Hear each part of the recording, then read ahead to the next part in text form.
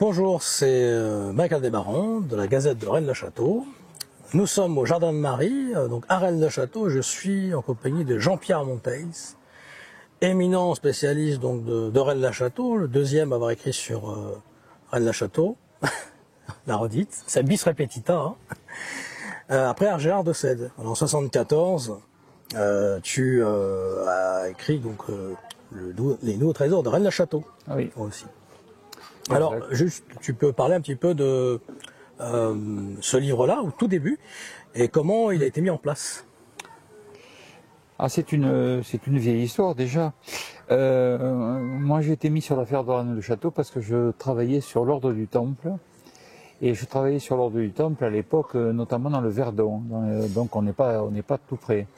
Et c'est par hasard que j'ai appris que Gérard de Sède, avec qui j'étais en contact épistolaire, mais que je ne connaissais pas, venait de sortir un livre sur le trésor de Rennes-le-Château.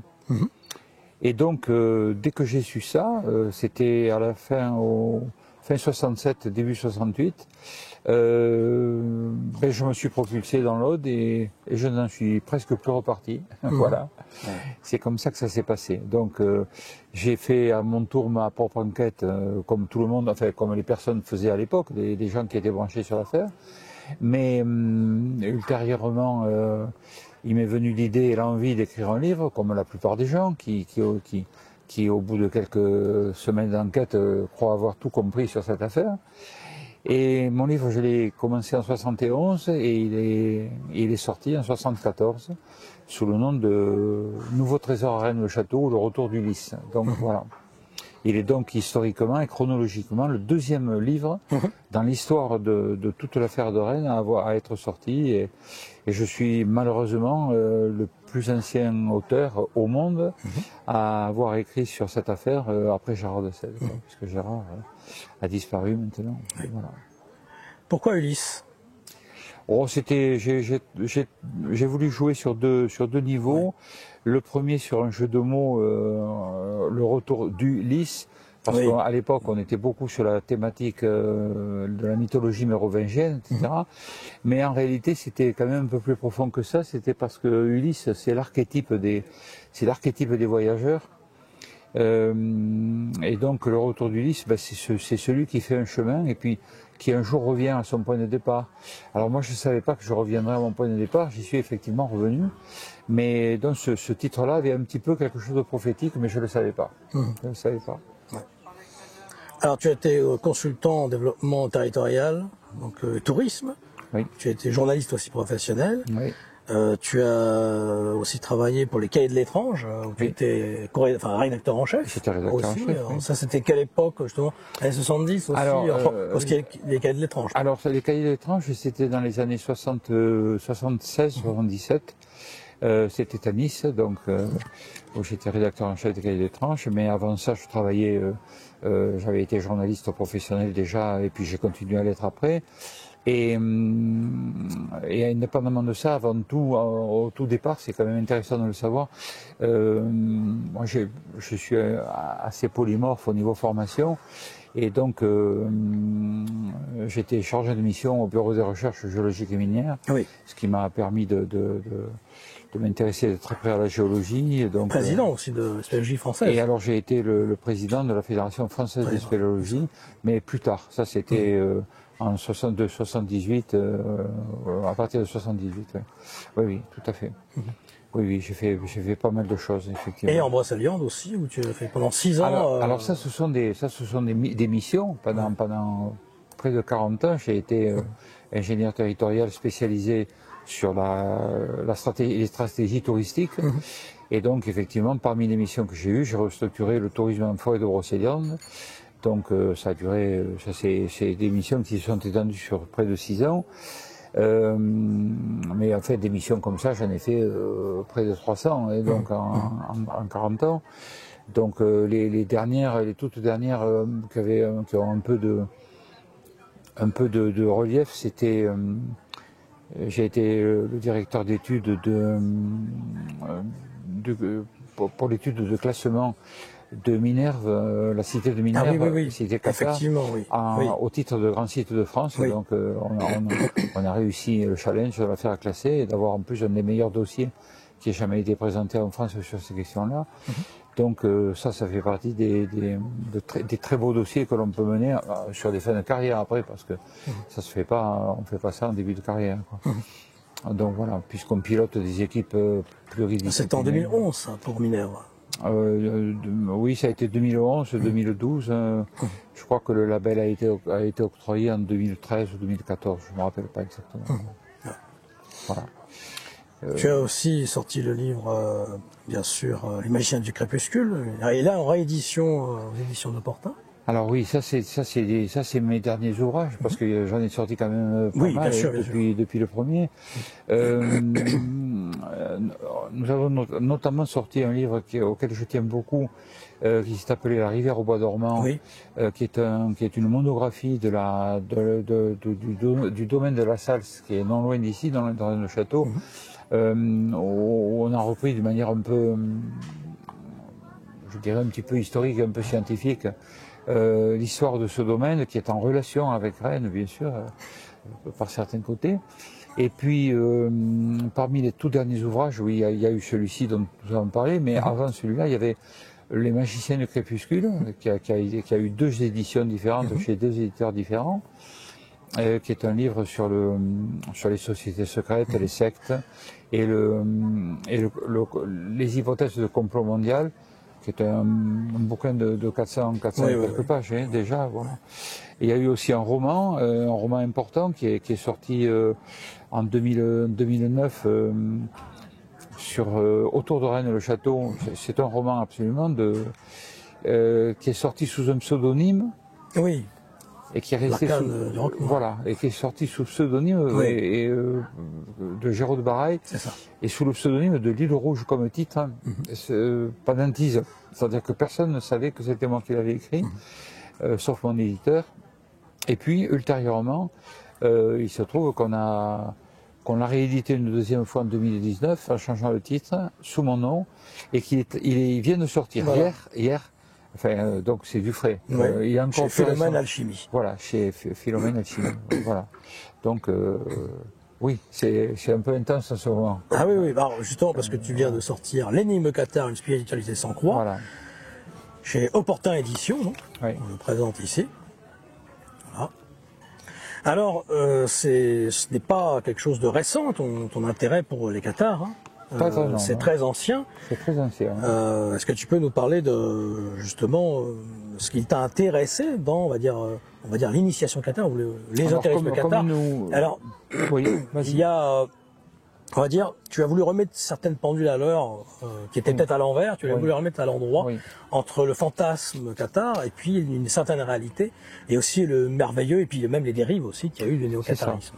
Beaucoup de gens se trompent beaucoup sur le qatarisme. Et donc, là, il n'y a jamais de hasard, il n'y a que des rencontres, comme on dit. Donc, il se trouve qu'il y a plus de 50 ans, alors que j'étais très branché sur l'ordre du Temple, et puis en même temps sur d'autres sujets, évidemment. Il se trouve que j'ai eu la chance de rencontrer des personnages historiques du néo-qatarisme, enfin, qui ont contribué à relancer l'intérêt pour le qatarisme dans les années 50. Oui. Et Michel Rotobert, René Lévy. Le premier de tous, ça a d'abord été Déodat Rocher. Oui, Déodat Rocher, bien sûr. Déodat Rocher, qui était au doigt, qui était maire, conseiller général d'Arc, etc. Et que j'ai eu la chance de rencontrer dans les années, au tout début des années 70. Je suis devenu membre de la Société du Souvenir des Juifs de Qatar, qu'il avait fondée. C'est ça. Et puis, en 78, il est décédé. Société du Souvenir, il y a la SPEC après. J'ai fréquenté ensuite Lucienne Julien, qui était la secrétaire générale, a recréé la société sous un autre nom, Spiritualité Qatar. Et puis on m'a demandé d'en prendre la présidence quelques années plus tard, quoi. Donc j'ai pris la présidence de cette structure que j'ai présidée pendant 7 ans. Et puis nous l'avons arrêtée par nous l'avons mise en sommeil par faute de combattants parce que les membres étaient très âgés. Il y avait des membres remarquables, des membres historiques qui avaient connu Rudolf Steiner, qui avaient connu enfin, des anthroposophes. Et il y avait un grand mélange également de gens venant de tous horizons et qui étaient des personnes extrêmement brillantes, mais qui accommodaient le catharisme un peu à toutes les sauces, parce qu'il faut dire à leur décharge que dans ces années-là, on n'avait pas beaucoup de renseignements sur le catharisme. On savait un certain nombre de choses depuis la fin du XIXe siècle, mais les documents historiques n'étaient pas encore découverts, et il a fallu attendre en 1939 les travaux du père Donden, qui était un grand dominicain, qui a travaillé là-dessus, qui a fait des découvertes à Florence, où il a découvert le livre des deux principes, enfin des choses qui sont basiques pour le catharisme aujourd'hui, pour les spécialistes, mais qui à l'époque n'étaient pas. Il y avait la revue Folklore aussi à cette époque. Ah oui, oui, la revue Folklore. Avec René Nelly. Alors justement, René Nelly. Et Adolphe Garrigou. C'est bien avant, ça c'est bien avant. Mais c'est vrai, c'est le premier qui a inspiré Gadal d'ailleurs. On en parlera après. Tout à fait. Qui était le maître de Gadal. Voilà, c'est ça. Voilà. Le maître à penser. Mais tu as raison de citer René Nelly, parce que René Nelly faisait partie de cette équipe. Moi j'ai connu René Nelly, j'ai connu Fanita de Pierrefeu, bien sûr, très bien. Qui recevait dans sa grande maison de Montségur, sa grande qui s'appelait l'Estia, une maison extraordinaire dans laquelle elle tenait table ouverte en permanence. Qui a créé la société des Amis de Montségur. Alors, elle avait fait, ils ont fait partie des gens qui ont créé la Société des Amis de Montségur et du Saint-Graal, mais qui l'ont créée dans l'entre-deux-guerres. Enfin, en fait. Puis cette société s'est arrêtée, elle a repris un temps. Avec comme président Maurice Magre, donc des personnages hauts en couleur, le grand ésotériste Francis Rottweiler, des personnages tout à fait intéressants à l'époque. Et puis dans les années 50, Déodat Rocher a créé la Société du Souvenir et des Îles du Qatar, qui, elle, a été la première société avec une ambition un peu scientifique de travailler sur les textes d'origine. Et c'est là qu'on a commencé à comprendre que les Cathares n'étaient pas directement des manichéens, mais que c'était des gens qui étaient raisonnablement dualistes, c'est-à-dire qu'ils n'étaient pas plus que les catholiques, en fin de compte. Que le catharisme n'était pas une religion mystérieuse qui venait d'Orient, mais qui était en fait une religion, probablement une version ancienne du paléochristianisme des premières ères de notre ère, et qu'elle était raisonnablement dualiste, pas plus que le catholicisme actuellement, qui a Dieu et le diable, hein, donc voilà. Mais qu'elle avait une part, par contre, qu'elle empruntait à la gnose ancienne, à la gnose d'origine, très exactement, c'est-à-dire à la gnose des premiers siècles, et qui effectivement, qu'elle était très sensiblement différente du catholicisme et du christianisme en général, mais tout en étant une religion chrétienne, tout en restant dans le christianisme.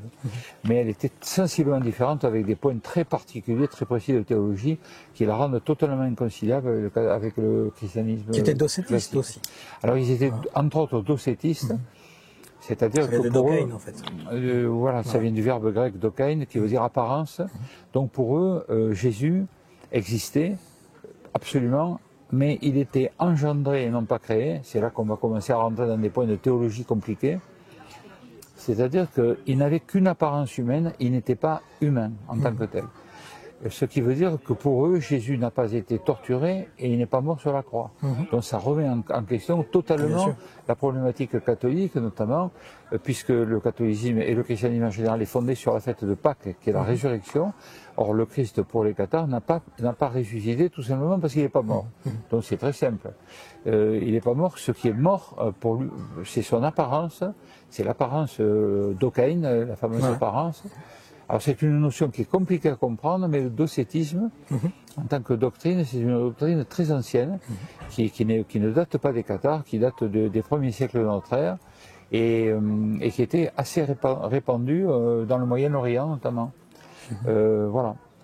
Alors ce qui fait que le catharisme, de ce point de vue-là, compte tenu que la fête de Pâques est la fête la plus importante du christianisme, eh bien, ça met à bas complètement la théorie de Pâques, la théorie de la résurrection, et on dit que le catharisme est plus une religion de l'esprit, une religion de Pentecôte, donc, plutôt qu'une religion de Pâques, pour ceux qui savent la différence qu'il y a entre la fête de Pâques et la fête de Pentecôte. C'est une religion. Alors, il n'y a pas d'ésotérisme dans le catharisme comme on l'a cru pendant très longtemps. En tout cas, d'ésotérisme au sens habituel du terme. Il y a un livre qui est sorti, Le tabou de l'ésotérisme cathare. Oui, mais c'est ça. Il y a énormément de sottises qui ont été racontées et écrites, et donc qui sont prises pour argent comptant par la plupart des gens, qui ne sont pas au courant des travaux les plus récents qui sont faits actuellement. Alors ceci dit, il y a une forme d'ésotérisme dans le catharisme, dans la mesure où c'est une religion de spiritualité, une vraie religion spirituelle, et qui est une religion qui avait l'intention de, enfin plus que l'intention, qui reposait sur un seul sacrement, à l'inverse du catholicisme qui a 7 sacrements, le protestantisme en a 2, le catharisme n'en a qu'un seul, c'est le consolament, c'est l'imposition des mains sur... parce que on fait venir l'esprit directement sur la personne. Et alors, c'est très lourd de conséquences parce que, à 2 niveaux. D'abord parce que ce consolament, il équivaut à trois sacrements du christianisme. Il équivaut au sacrement de baptême, il équivaut ensuite au sacrement d'ordination, et il équivaut également au sacrement d'extrême-onction, c'est-à-dire le sacrement des mourants. Mais c'est un sacrement qui est très particulier parce que on ne peut le comprendre que si on le compare au catholicisme. Dans le catholicisme, à partir du moment où quelqu'un est ordonné prêtre, un prêtre, quand il confère un sacrement, n'importe lequel, quel que soit l'état dans lequel il se trouve lui, au niveau spirituel, y compris un état de péché très grave, il peut avoir tué quelqu'un, massacré des gens, etc. Le sacrement qu'il confère est un sacrement qui reste valable. Chez les cathares, le sacrement n'est valable que si ton état spirituel est conforme à l'alignement. C'est la raison pour laquelle les cathares avaient le souci permanent de redemander sans cesse, quand ils pensaient qu'ils n'étaient pas en état de ce qu'on appelle l'impeccabilité. Vous savez, quand on dit de quelqu'un il est impeccable, ça veut dire tout simplement que impeccabilis, il ne peut pas pécher en latin. C'est tout simple, hein. La racine latine est très simple. Avec le grec et le latin, on se sort d'à peu près toutes les situations. Donc, l'état d'impeccabilité était nécessaire pour le cathare qui voulait, lui, conférer le sacrement à son tour. Donc, je te confère le sacrement à la condition que moi-même je sois impeccable. Et si je ne suis pas impeccable, si je pense que j'ai péché, je me fais préalablement consoler par un consolé, c'est-à-dire par un ordonné, qui va m'absoudre du péché. Mais pas sous la forme de la confession. Il va me refaire passer l'esprit. En clair, il va renettoyer le canal. Il va nettoyer le canal qui est entre moi et l'esprit. Voilà, en clair. Alors c'est pour ça qu'on peut, quand on dit qu'il n'y a pas d'ésotérisme cathare, c'est vrai et c'est faux si l'on ne comprend pas le sens du mot ésotérique. Ésotérique, ça veut dire ésotérikos en grec, ça veut dire de l'intérieur. Donc, tu le dis d'ailleurs que certains historiens... Voilà, quelque chose que l'on comprend par l'intérieur.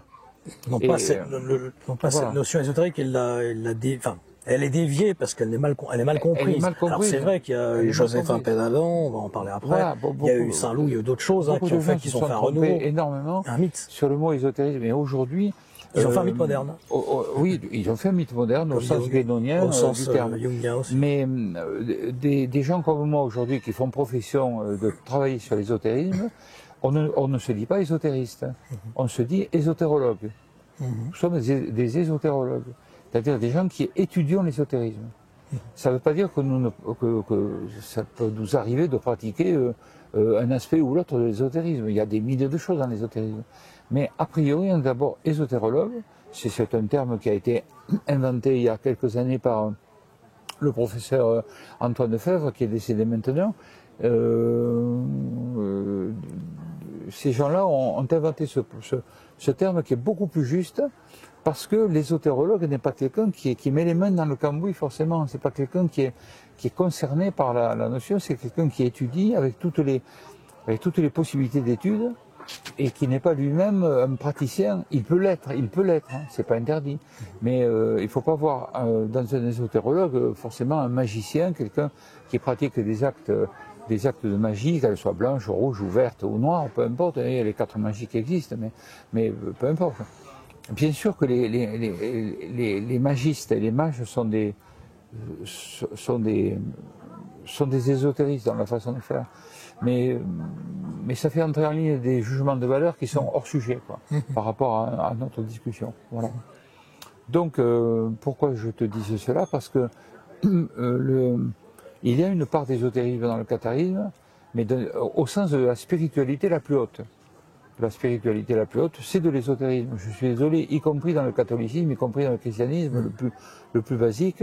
Si quelqu'un est y compris dans le bouddhisme, il y a une partie, à partir du moment où on est dans ésotéricos, c'est-à-dire de l'intérieur, où il s'agit d'un travail personnel que l'on fait sur soi-même, que l'on décortique sur soi-même, quitte à échanger avec les autres, il n'est pas interdit d'échanger avec les autres, et de lire aussi, eh bien, on est dans l'ésotérisme. Ceux de Lagarton les appelaient les gens de l'intérieur, d'ailleurs. Les gens de l'intérieur, oui, absolument. Les gens de l'intérieur, mais voilà. Donc, alors que dire d'autre? Interroge-moi. Michel Roquebert, oui. C'est quelqu'un qui t'a impressionné par sa prose aussi, dans l'épopée, dans les Citadelles du Vertige. Oui. Et puis bon, il y a l'épopée Cathare aussi. Michel Roquebert m'a impressionné à plusieurs niveaux. Il m'a impressionné d'abord parce que c'est le plus grand historien de la geste cathare au sens militaire du terme. C'est-à-dire que c'est lui qui a le mieux décrit toute l'épopée cathare. Il a écrit 5 volumes qui sont irremplaçables, incontournables et extraordinaires, quoi. Il y a passé sa vie, hein. Lui au départ c'était un journaliste sans formation d'historien, et il a écrit 5 énormes volumes sur l'épopée cathare, où minute par minute il nous raconte 20 ans de croisade contre les Cathares et 3 siècles, en débordement de l'épopée cathare. Il m'a impressionné parce qu'il écrivait remarquablement bien. Je lui ai dit plusieurs fois et ça le faisait sourire tout le temps. Mais je disais, Michel, vous ne vous rendez pas compte comment vous écrivez. Enfin, je veux dire, il a une prose extraordinaire. Et c'était un grand historien, un grand journaliste. Il est mort, il est décédé il y a 2 ans, à 92 ou 93 ans, là.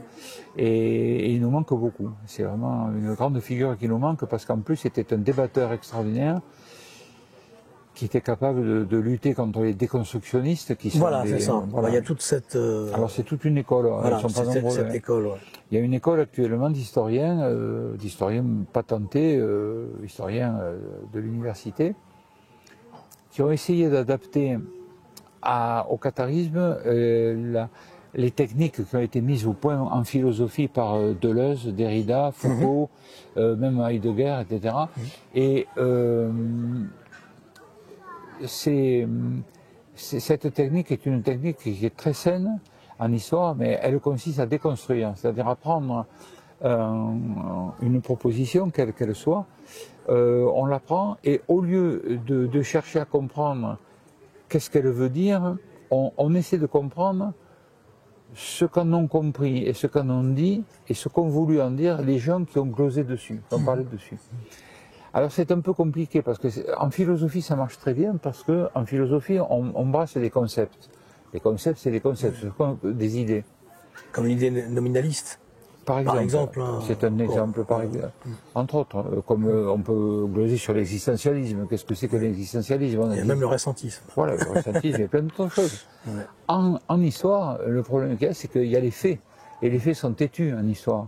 1515, c'est Marignane, hein, c'est pas en 1516 ni en 1517.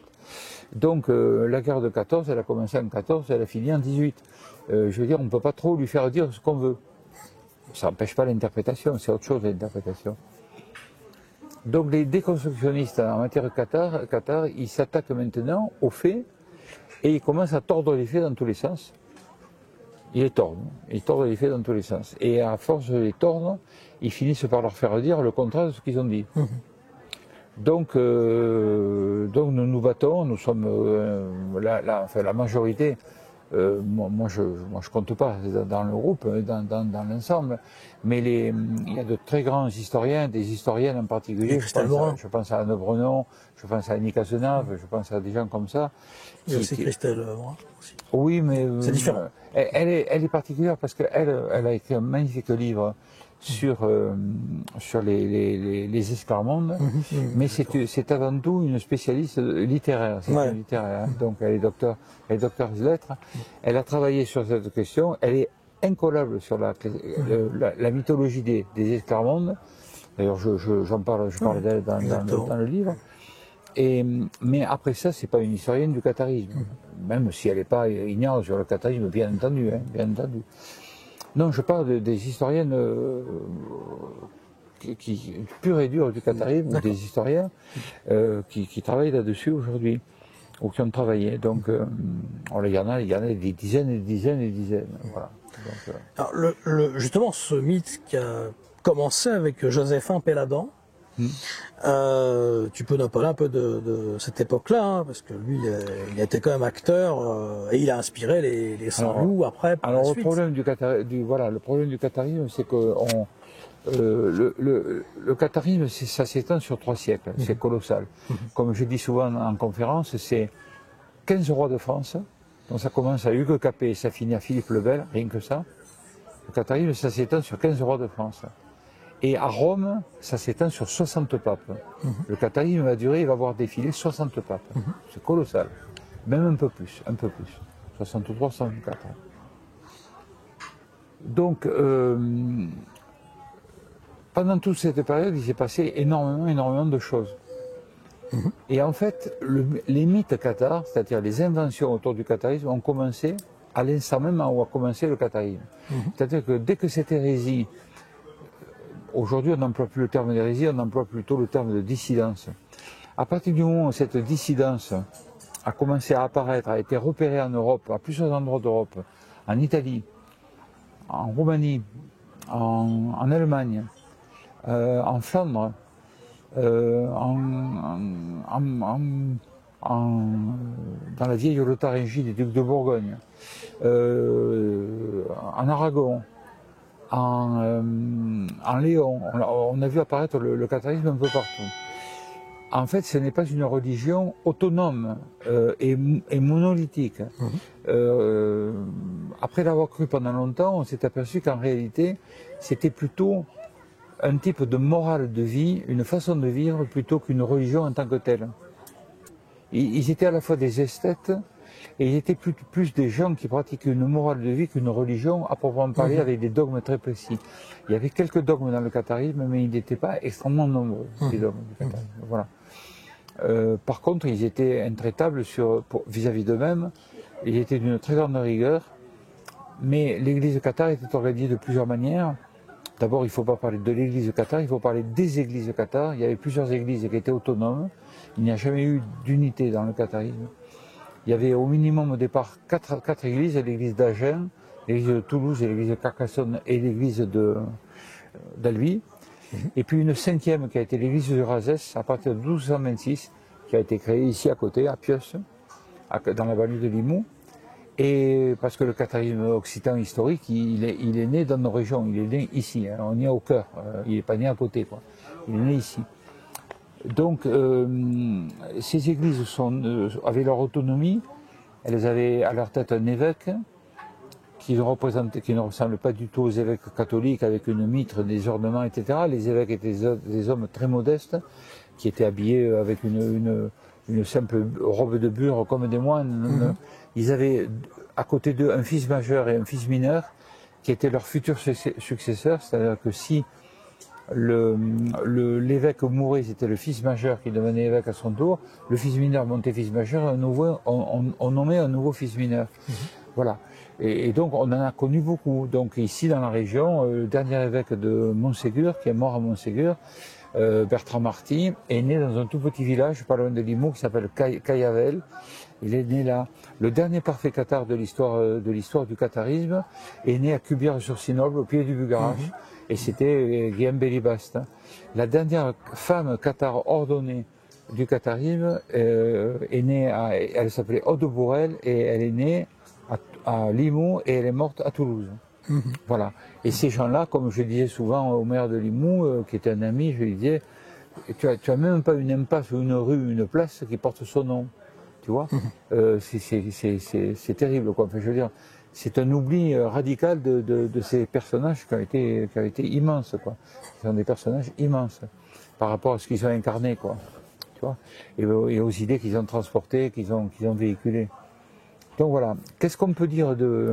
Alors là, on a dit 2 mots de l'église de Qatar. Un seul sacrement. Les Cathares ne faisaient pas de prosélytisme. Ils prêchaient. Alors, il y avait plusieurs choses dans l'église de Qatar. Il y avait des croyants. Les croyants, c'était vous et moi, n'importe qui n'avaient pas reçu le consolament. Et les Cathares de la hiérarchie de l'église étaient extrêmement indulgents parce que pour eux, l'enfer n'existait pas, ni le paradis. L'enfer, c'était ici-bas. Ouais, on était dans l'enfer. Donc, c'était pas la peine d'aller vous dire que vous aviez péché ou que vous alliez pécher, puisque de toute manière, nous sommes des pécheurs. Et le péché est consubstantiel à notre vie sur terre. Mais en revanche, à partir du moment où le croyant cathare acceptait de devenir un ordonné, acceptait de recevoir l'Esprit Saint, à ce moment-là, on lui demandait instamment, et il s'engageait lui-même, il s'engageait vis-à-vis de lui-même, vis-à-vis de personne d'autre, il s'engageait à ne plus jamais pécher. Et là, pour le coup, leur vie devenait d'une rigueur redoutable, puisqu'ils ne pouvaient plus mentir, ils ne pouvaient même pas dissimuler la vérité d'une quelconque manière. Donc, si on les attrapait et qu'on les torturait, beaucoup d'entre eux ont lâché le nom de leurs amis, etc., tu vois, de leurs frères et sœurs, parce qu'ils ne pouvaient pas mentir, ils ne pouvaient pas dissimuler. Pas mentir, ni par omission, ni en action directe, ni en aucune manière. Et puis pareil pour tous les autres péchés possibles et imaginables. C'est-à-dire, alors, pour quelle raison? Pas du tout parce que ils avaient peur de l'enfer, ils n'en avaient rien à foutre, mais vraiment rien à faire, pardon de l'expression. Ils considéraient qu'on était déjà en enfer. Mais ils considéraient qu'ayant reçu l'Esprit, s'ils mouraient dans l'état de péché, autrement dit, s'ils avaient trahi l'Esprit, eh bien, ils repartaient dans le cycle des incarnations, ils allaient se retrouver de nouveau à naître sous la forme d'une pierre, d'un animal ou d'un personnage. Parce que la plupart des cathares, alors on n'en est pas certain, mais on a la certitude que certains croyaient à la métampsychose, c'est-à-dire à la réincarnation. Qu'on pouvait se réincarner sous forme d'une pierre, d'un arbre, d'un animal ou d'un être humain extrêmement bas, quoi. Alors, ils avaient une peur terrible de revenir, parce qu'ils considéraient que nous avions été maudits, et que le démiurge nous avait précipité, avait pris les esprits, avait décroché les esprits auprès de Dieu, pas intégralement, en partie, et les avait propulsés sur terre dans des tuniques de peau. Nos tuniques de peau, ce que nous sommes. Et qu'à partir de là, ils nous avaient emprisonnés là-dedans, et que nous recevions 2 types de tentations. Et là, ça commence à devenir compliqué. Les tentations de nature charnelle et les tentations de nature diabolique. Les tentations de nature charnelle, c'était des tentations contre lesquelles nous ne pouvons rien. C'est la faim, la soif, le sommeil, le froid, le chaud, les choses contre lesquelles on ne peut pas lutter, ou on peut lutter raisonnablement, mais il faut s'y soumettre. Et là, donc ces tentations-là, nous n'avions pas de libre arbitre, nous ne pouvions rien faire. Par contre, les tentations diaboliques, ce sont les tentations contre l'esprit. Et toutes ces tentations contre l'esprit, nous pouvons nous battre contre, même si c'est très difficile. Alors la première de ces tentations contre l'esprit, c'est évidemment l'acte sexuel, qui n'est pas une tentation, contrairement à ce qu'on pense dans les premières, c'est-à-dire elle n'appartient pas aux tentations charnelles, elle appartient aux tentations diaboliques. Pourquoi ? Parce que la tentation, parce que c'est une tentation diabolique que le démiurge a mis en nous, l'instinct sexuel, pour nous obliger à nous reproduire. Et pour nous obliger à nous reproduire, pour emprisonner toujours beaucoup plus d'âmes dans le corps. Donc pour nous tenir prisonniers par le sexe. Si on n'a pas la pulsion sexuelle, on n'a pas envie de se reproduire, la sexualité n'existe plus. Et donc de ce fait, quand tu meurs, tu peux rejoindre l'esprit. Donc pour te coller au sol, pour te coller dans la matière, il te donne envie de te reproduire. Et une envie, évidemment, souvent animale, qui nous dépasse. Et donc cette envie de se reproduire fait que nous allons réincarner d'autres nouvelles âmes qui vont rester emprisonnées jusqu'à la fin des temps dans le cycle en matière. Mais il n'y a aucune connotation de bien ou de mal. Vous voyez, pour les Cathares, parce que souvent on dit qu'ils étaient contre le mariage, contre la reproduction, mais ils sont contre la reproduction et contre le mariage parce que ça produit un enfant parce que ça immobilise une âme. Mais ils ont rien contre le fait que les gens fassent l'amour ensemble. Ça leur a jamais posé de problème. C'est la raison pour laquelle, par rapport aux croyants, ils disaient jamais rien. Aux croyants, ils disaient tant que vous n'êtes que croyants, faites ce que vous pensez pouvoir faire, faites au mieux. Mais le jour où vous demandez, vous, volontairement, le baptême de l'esprit, à ce moment-là, il faut savoir que à partir du moment où vous aurez fait ce choix, vous pourrez toujours revenir en arrière, mais si vous revenez en arrière, vous vous remettez dans le cycle des incarnations. Tu vois, il n'y a pas de bien et de mal au sens comment on ça se rapproche un peu du bouddhisme, par certains moments. C'est assez près du bouddhisme, mais on évite de le dire pour qu'après les gens ne fassent pas d'amalgame, parce qu'après c'est très sensiblement différent du bouddhisme. Mais il y a quelque chose de cet ordre dans la volonté de ne pas nommer l'après, de ne pas nommer l'après. Les traditions inuites aussi, les traditions ancestrales africaines, beaucoup de traditions même chamanistes d'Himalaya. Tradition primordiale. Tout à fait.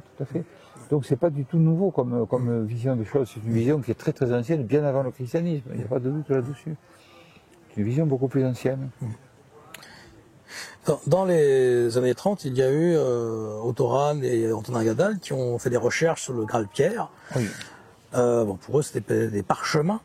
Alors, il faut savoir que Ottoran a écrit Croisade contre le Graal.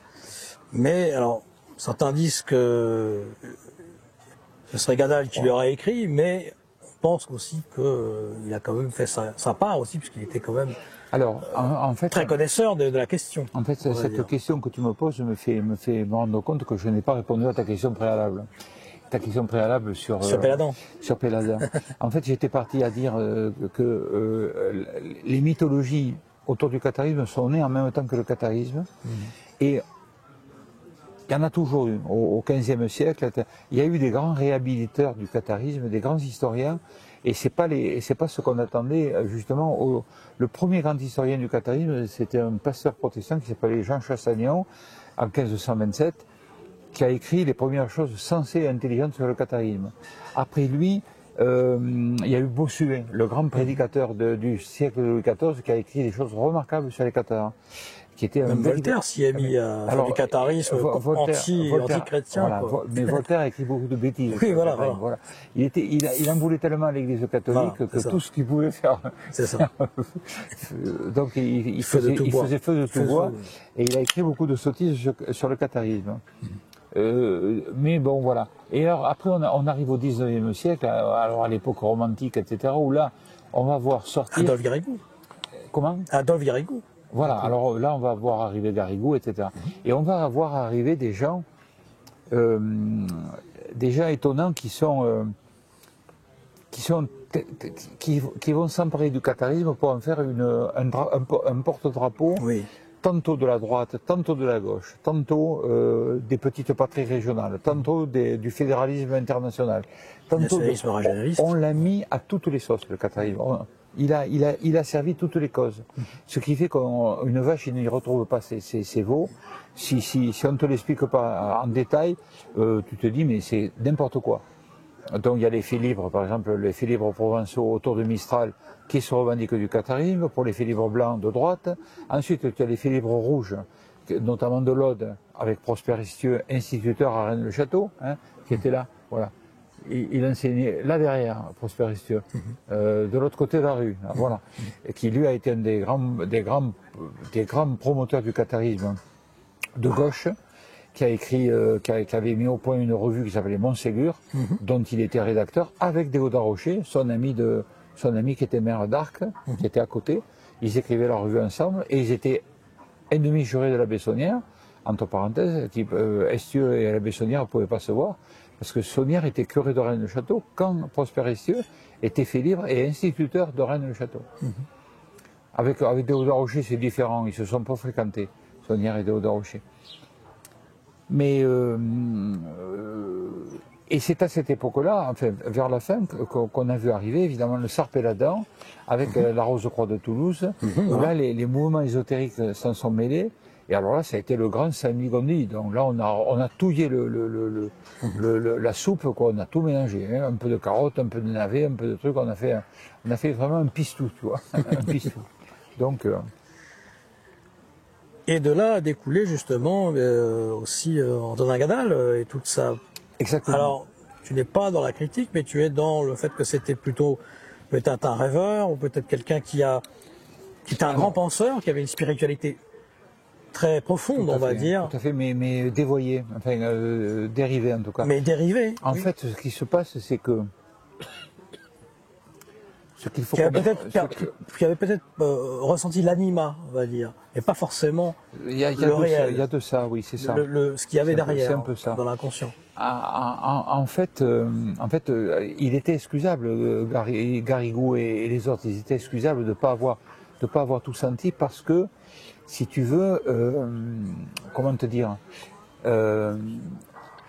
ils n'avaient pas les documents qu'on a depuis. Depuis, on a des documents colossaux, on a le livre des 2 principes, on a la scène secrète, on a tout un tas de documents qu'on n'avait pas du tout à l'époque. En plus, des gens comme Garrigou étaient très influencés par des mouvements tels que les Fondeurs, puisque lui-même était président du Levante, c'est-à-dire une sorte de... Ah oui, alors il y a tout les charbonniers, les carbonari, on en revient finalement... Franc-maçonnerie forestière. Voilà, exactement. Bon. Memphis Mizraïm, ouais. Bon, donc là, on est chez les romantiques. Les romantiques, c'est en même temps la Rose-Croix de Toulouse, c'est tout ça, et qui vont chacun raconter la leur. Puis c'est là-dessus que vont se greffer derrière tous les mouvements de l'entre-deux-guerres, avec le mouvement de Maurice Magre, les faits libres qui continuent, etc., etc. Les charbonniers. Voilà. Et puis on va arriver, donc après les années 50, après la guerre, on va arriver à Saint-Loup. Il y a Saint-Loup aussi. Alors oui, ça c'est voilà. Alors Saint-Loup, Cormarie, Jean-Paul Bourg, qui est décédé l'année dernière, mais qui a écrit énormément là-dessus. Oui, effectivement. Voilà, oui. Et alors avec Saint-Loup, on voit entrer à la limite les flirts néo-nazis qui commencent à arriver tout doucement, parce que Saint-Loup est un ancien Marc Augier, c'est un ancien Waffen-SS français, donc qui a essayé de raccorder la doctrine cathare à la doctrine nazie. Et puis entre-temps, il y a eu quand même, bien sûr, Ottoran, là au milieu. Alors Ottoran, j'ai un gros chapitre sur Ottoran. Ottoran, c'est pas clair, hein. Même Bernadac, moi, avec qui j'en ai pas mal parlé, n'était pas clair sur Ottoran. Ah bah il était plutôt contre lui, il avait le faire de lui. Non mais il avait trouvé des choses, mais il n'avait pas tout trouvé. Son hypothèse sur Rudolf Hahn, elle ne tient plus. Elle ne tient plus. Bon, j'en ai beaucoup discuté avec lui à l'époque, elle ne tient plus du tout. Mais il a vu beaucoup de choses, parce que comme il était du pays, que sa famille était là, que sa famille avait loué la maison de Bernadac, c'était sa tante qui avait loué la maison, la pension de famille à Ottoran. Mais il aurait dû se poser des questions. Avec l'hôtel Couquet, avec Madame Couquet, qui est décédée il n'y a pas longtemps. Oui, mais moi, avant Madame Couquet, j'ai connu son père. De Mémé Couquet, j'ai connu Marius.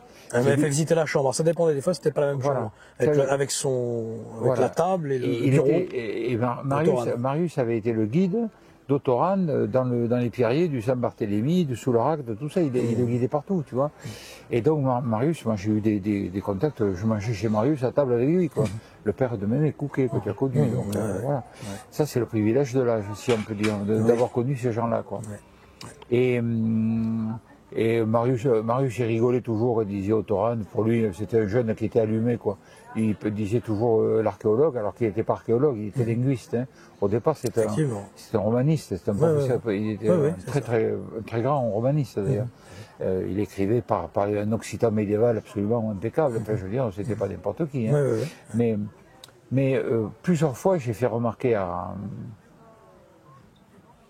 Christian Bernadac, on en a parlé un peu, je lui ai dit, mais comment veux-tu que les nazis, s'ils ont délégué au Torrent pour retrouver le Graal, ne lui ont même pas donné les moyens de payer la location de ça. Les marronniers. Les marronniers. Il a été obligé de s'enfuir, de partir sans payer. C'est vrai que c'est... Ça tient pas debout 5 minutes, quoi, tu vois. Alors ça le faisait tiquer, ça l'emmerdait quand on en parlait. C'était le seul truc qui le bloquait, quoi, qui le... Ah, il y a cette fameuse croix aussi dans le ciel avec l'avion. Oui, d'après Fabrice Chambon, il y aurait eu de Montségur. Il y avait une photo qui aurait pu être retrouvée. Fabrice Chambon raconte ce qu'il a entendu raconter, tu vois. Oui, mais sur cette affaire d'avion, c'est vrai que c'est très complexe. Moi j'ai enquêté dessus 20 ans après, c'était déjà 20 ans après. Déjà, des fois c'était une croix celtique, des fois c'était autre. C'était une colombe. Tous les témoignages, avec les noms des gens, Philippe, etc. Toute la clique, tout le nageur. Donc on rappelle que c'était le 16 mars 1944. Voilà. On supposait même qu'il y avait... Tout à fait, pour le 700e anniversaire qu'il y avait Rosenberg dedans, même, dans l'avion. Voilà, Rosenberg. Et on a même des gens qui prétendent qu'il y avait un Otto Skorzeny. Oui, alors ça s'est vu après. Il y avait probablement personne, parce que c'était un petit avion de tourisme qui a fait aucune fumée ni aucune colombe, et voilà. J'ai pensé à autre chose, un peu qui rejoindrait certaines théories d'Eric Zurcher ou d'autres. Est-ce que ce ne serait pas un phénomène aérien qui serait apparu en miroir, en mimétisme du moment, du Zeitgeist, l'esprit du moment? Ça peut être ça aussi. On peut tout admettre. Hein. Ça peut être ça ça est apparu en miroir de la mythologie actuelle qui était... alors là, tu rejoins tout à fait mon hypothèse actuelle sur l'imaginal. C'est-à-dire qu'on est en train de basculer de l'imaginaire à l'imaginal, mais là on est quand même en 44, hein, donc c'est loin. Hein. C'est-à-dire c'est pas aujourd'hui. Hein. Aujourd'hui c'est différent. Aujourd'hui, qu'il y ait des phénomènes que nous provoquions à force de les vouloir, ça peut être entendu. Est-ce que les chercheurs n'ont pas créé parfois un égrégore? Alors, il y a eu la caméra Explore le temps en 66, qui a créé tout un engouement aussi pour aller à Montségur. Hein. Très très bonne question. Ouais. C'est tout à fait possible. C'est tout à fait possible. Mais donc voilà ce qu'on peut dire par rapport à... Alors le livre se compose effectivement de deux parties importantes. La première, c'est une partie qui est historique, où j'essaie de recadrer en me collant le plus près possible au catharisme tel qu'il est accepté aujourd'hui par les historiens. Et là, j'ai réussi le challenge parce que j'ai eu d'énormément de retours d'historiens qui me disent c'est vraiment le premier livre de vulgarisation sur le catharisme qu'on a qui dit pas de conneries, quoi. Donc voilà. Et deuxièmement, au point qu'il est aujourd'hui distribué dans des lieux comme le musée du catharisme de Mazamet ou des endroits qui sont des temples un peu du catharisme orthodoxe. Et puis la deuxième partie, j'ai essayé de débunker un certain nombre de choses. Par exemple, la croix cathare, ça n'existe pas. Non, Jura. La colombe n'a jamais été un symbole cathare. L'Andorra, c'est quelque chose qui a probablement existé, mais très sporadiquement. Et ça avait dit ça d'Autorade aussi, que c'était... Voilà, et c'était probablement pour ne pas trahir leurs frères de religion qui se sont laissés mourir de faim, quoi. Voilà. Mais pas du tout, puisqu'ils ne pouvaient pas mentir, une fois qu'ils sentaient qu'ils allaient être pris, ils préféraient se laisser mourir de faim, quoi. Donc voilà, mais c'est pas du tout, il n'y a aucune règle du catharisme qui dit qu'il faut se laisser mourir, c'est pas vrai. Le catharisme n'est pas suicidaire, c'est au contraire une religion qui est assez, qui vit, quoi. Elle est pas noire, quoi. C'est pas une, voilà. Que dire d'autre que dans les mythologies du catharisme que j'ai évoquées dans le livre, il y en a plein, il y en a des quantités. Bon, il y a l'histoire de l'avion, bien sûr. L'histoire de Cathare et Templiers, c'est totalement bidon, évidemment. Il n'y a jamais eu de relation entre les Cathares et les Templiers, mais il y a eu beaucoup de relations entre des individus cathares et des individus templiers. À commencer par le fait qu'il était fréquent que dans une même famille, il y a des croyants cathares et des gens qui rentrent comme frères de l'ordre du Temple. Donc ils n'allaient pas se faire la tête entre eux. Rien que ça déjà. Mais les institutions ne se parlaient pas entre elles. Tout simplement, il y a un truc qui devrait sauter à l'œil nu, c'est que qui furent les premiers et les constants persécuteurs des cathares? Les cisterciens, du début à la fin. Les dominicains les ont persécutés 20 ans, hein, le temps de naître et de mourir. Les cisterciens, eux, tous les inquisiteurs étaient cisterciens, tous les évêques du coin étaient cisterciens, même le pape Benoît XII était un cistercien, avec de Fontfroide, et un grand inquisiteur, évêque de Pamiers. Donc tout ça ne tient pas. Et en plus, le protecteur des cisterciens, des Templiers, le protecteur des Templiers, c'était l'ennemi juré des cathares, c'était Saint-Mermoire et Clairvaux. Donc on n'imagine pas l'ennemi juré des cathares, patron des cisterciens, protecteur des Templiers et quasiment créateur de l'ordre du Temple, les protéger contre les cathares. Enfin, je veux dire, on est dans le délire, ou leur faire avoir une complicité avec les cathares qu'ils persécutaient par ailleurs. Ça ne tient pas la route 5 minutes. Mais si les gens, au lieu de dire des bêtises, lisaient simplement les textes, ils s'apercevraient que l'histoire leur dit. Il n'y a pas besoin d'être engagé d'histoire pour le savoir, quoi. C'est écrit noir sur blanc. Voilà. Donc, pas de croix cathare. La croix que tu m'as montrée, elle n'est pas cathare du tout. La croix que tu m'as montrée, c'est la croix occitane. Et il est très important que les gens qui ont une vision du catharisme aujourd'hui, parce qu'ils ont lu ou parce qu'ils ont entendu des choses qui ne sont pas forcément exactes, il est très important qu'ils puissent lire des rappels à l'ordre de cet ordre, de ce genre, les ramenant directement, pour mieux comprendre que même tout ce qui a été rajouté a de la valeur. C'est-à-dire que tout ce qui a été rajouté après, à partir du moment où ça a été rajouté, ça a de l'importance aussi. Donc le mythe est aussi important que l'histoire, mais il ne peut pas la remplacer. Le mythe, c'est le mythe et l'histoire, c'est l'histoire. Voilà. Si tu avais un dernier message à faire passer, dans cet ordre-là, peut-être, par rapport à l'énigme cathare. Ben, je crois qu'il est important de totalement dissocier toujours l'histoire et le mythe et de ne jamais les opposer. C'est une grave erreur de les opposer. Par contre, ne pas les confondre entre eux, ça veut dire les posséder tous les deux si on le peut. Voilà. Et après, si on veut avoir une relation autre qu'une relation historique, mais quelque chose de plus personnel, être capable d'écouter son cœur, ses propres alignements sur ces choses-là. Parce que ça nous parle beaucoup, surtout à ces époques, surtout à une époque comme aujourd'hui. Ils ont encore des choses à nous dire. Voilà. Bien, merci beaucoup Jean-Pierre. Je rappelle donc l'énigme cathare, une spiritualité sans croix aux éditions de L'Opportun.